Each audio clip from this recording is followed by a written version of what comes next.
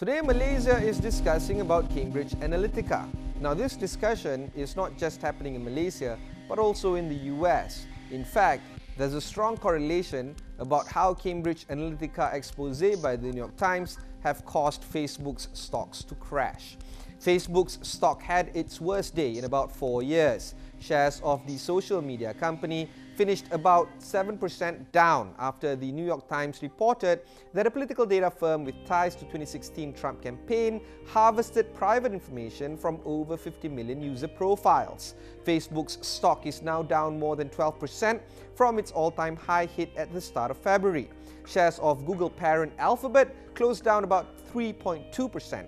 Amazon fell about 1.7% and Apple finished off 1.5%. The S&P 500 tech sector is the worst performing of the index's 11 sectors. Why are investors running away from the tech sector? The news reports raised the spectre of greater government scrutiny and potential regulatory action toward the technology sector. The giant social media company is under the spotlight because a political data firm apparently misused information of about more than 50 million Facebook users. The political data firm is called Cambridge Analytica. Facebook is still facing questions about Russia-linked accounts that had significant reach within the United States through the social network. In both cases, Facebook has struggled to show the public that it can get ahead of its problems. And this has troubled investors alike, largely because if a company cannot handle rising questions about its business practices, then it becomes increasingly difficult for investors to see the company grow, because they have to put out fires surrounding their business operations.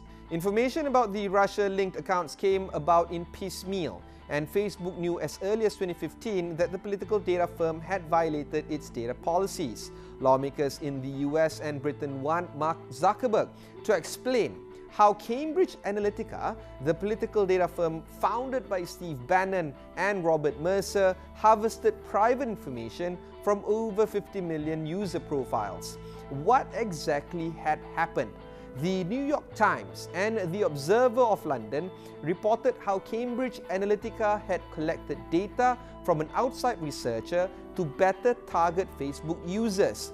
Christopher Wiley, who oversaw Cambridge Analytica's data collection until 2014, told the New York Times of his former company.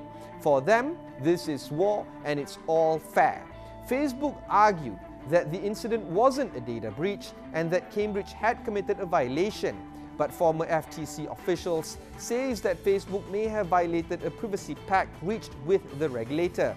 The tech giant is reviewing whether one of its employees had been aware of the data leak. A little bit about Cambridge Analytica. Alexander Nix, the company's chief, is facing scrutiny over business dealings with Russian interests. Wiley said that one Russian company, the oil giant Lukoil, appeared more interested in political message targeting than commercial users, and Cambridge Analytica is reportedly trying to block the airing of a report by Channel 4, a British television channel in which reporters went undercover at the company. Facebook's failures to police its own platform and its responsibility to both user privacy and the institution of democracy itself puts the company in jeopardy. My own university professor once told me there are no free lunch. If I'm not paying for the service I'm getting, then somebody else is paying for me. And since I have not paid 1 cent to use Facebook's service, we can all assume that somebody else is paying Facebook to use me. Tell us what you think about this episode and what you think about Cambridge Analytica and the whole fiasco surrounding the whole story in the comments below.